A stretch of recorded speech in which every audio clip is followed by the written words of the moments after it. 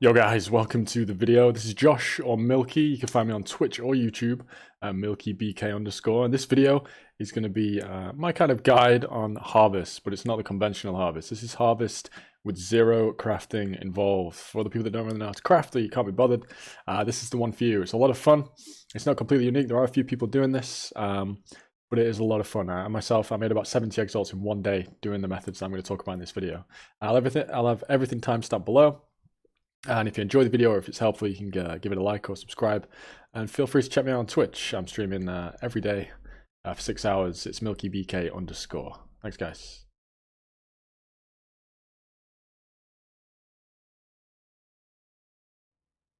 Okay then, guys, let's get started. So the main aspect of this strategy revolves exclusively around these Watchstones right here. You're going to need 4. They are quite expensive. They're like 3x a piece. And it's using the matured Watchstones in Haywick Hamlet. What mature does, it means harvest crops in the areas have an extra chance to grow higher tier plants, and these do stack. So off the bat, you're going to need 12x for 4 of these Watchstones. That's the initial investment. And then the main thing about this strategy is it makes us see a lot of T3 seeds, and there are some very, very valuable T3 seeds. Now, what are they? Well, you've got one, it's a purple seed, it's called a Spikeback, and you've also got a blue seed, it's called a Scrabbler. Now, what do they give you? Well, if you go over to the Hordes crafting station here, they give us these crafts right here.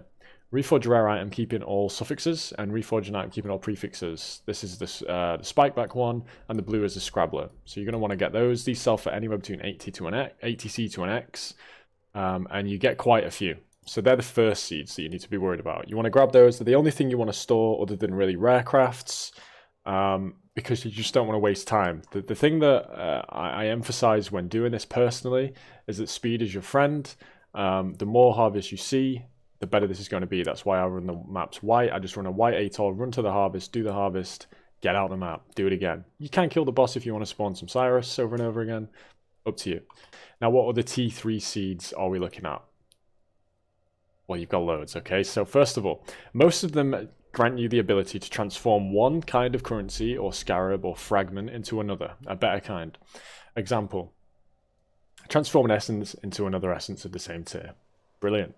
Some of the difference in prices from the bad essences to the good is about 8C each.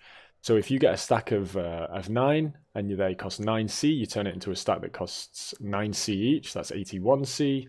Boom, you've made 72C profit just from that one click of the mouse.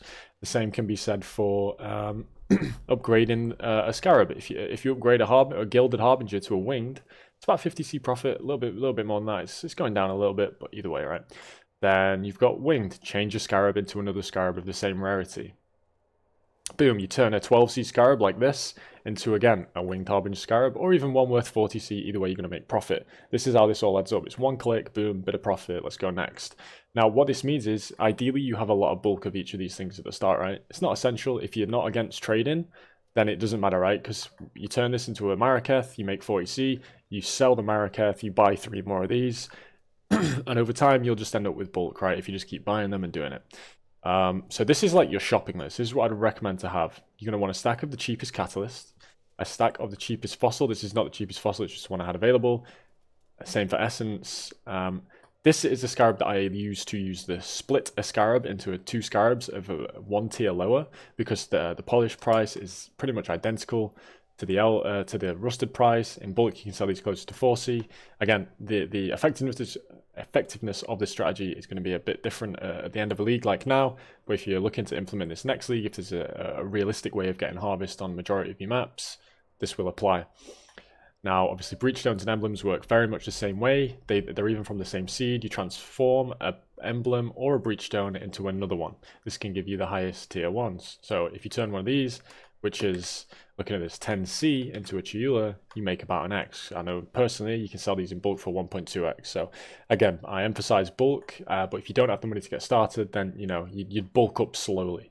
Oils, very same. Now, the Harbinger pieces are really good ones. What they do is, you can buy these for about 10C each in bulk, and you use the craft to transform them into a beachhead map. Now, that beachhead can be white, yellow, red, or infused. This is what you're looking for. You typically won't lose money on the other beachheads, but this is the one you're looking for, because look at the price of this. 130C, 140C, you see it goes up quite quickly. There aren't that many. So 10C into what it looks like here. Let's say 1.1x, which is what the price checker said. So again, 1x, one click. Brilliant.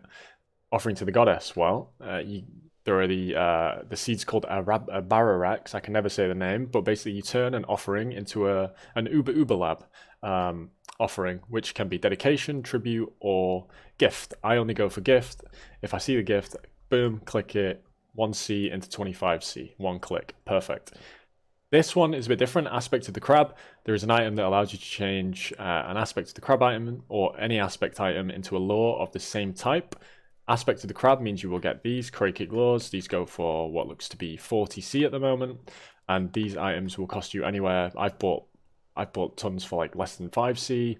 Typically they're about 15 to 20. It depends if you're whooping them or not, if you have a live search set up, but you can grab these pretty cheap as well.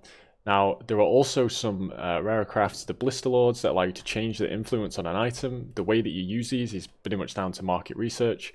So an example of that is this Elder Opal Ring. An Elder Opal Ring at this item level, as you can see, it's about 80 chaos. If I turn this into a shaper, I know firsthand that you can sell them for about 1.5 to 2 exalts. So that'll be what you use your randomize the influence on a jewelry piece will be. Armor, I typically use astral plates. If you get a hunter on this, you make about an exalt profit. I think I bought this for 3x. If I hit hunter, I can sell it for 4.5. Perfect.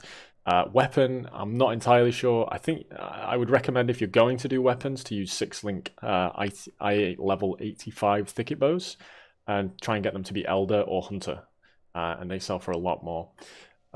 Then you've got some random things. Enhanced level, you can do level 3, enhanced, level 4. You can sacrifice these to get some gem XP. You can level up some awakened gems, stuff like that, and flip them. But that's a bit more, I don't know. I don't want to do that because I don't want to buy awakened gems to level. But if you're that way inclined, have some of these ready. And then just some random maps, because you can get crafts that turn maps into Shaper Guardian or Elder maps. That is what I would suggest. This is basic. This tab right here is essentially your shopping list. It's what you need to go and grab to get started on the strategy. There's not much more to it than that. The reason that this is good for me is I don't like to waste my time. I just want to, the fact that I can do one click and make an X is perfect for me. I don't like doing all the reforges, trying to find all my rares, price checking an item. Oh, these mods worth it. I don't want to do that. I just want to know, I know how much shield's worth. All right, I don't need to price check that. I don't know how much 3 random affixes on a minion damage cluster is. I have to price check that every single time. I don't want to do that. If you don't want to do that or you don't like crafting, then I recommend this strategy. It's very good. There is obviously that chance you hit a T4 seed, you can get some amazing crafts, or even a Sacred Blossom, which goes for about 3x. Before starting this, I would recommend doing the Oshabi encounter. What that does is it increases your Hordes Crafting Station's stores from 10 to 15. You don't have to do this, but if you, I personally like to sell these when I'm full, so I don't have to constantly be updating TFT. You're going to have to use TFT to sell these crafts. I will leave a link to that below. But that's essentially it. You just want to get in, white map, do the harvest, get out. You can do the reforges. There are plenty of videos out there on what you would do your reforges on. I'm not going to go into that, but this is your shopping list for everything you need to make quick money with harvest. It is well worth the 12C on the map device. Do not ever be worried about that. If you don't have a lot to get started with, save up for your Watchstones, buy what I have here, and then you can start bulking up afterwards. So I hope this answers a lot of the questions I get about harvest. If you did like the video or it helps you at all, please feel free to leave a like, subscribe, or you can check out my Twitch channel. It's twitch.tv/MilkyBK. I hope you make some money from this, or if, it might be slightly less good at this type of league, but if you can get harvested map next league, this will definitely be something worth looking into. Thanks for watching, guys.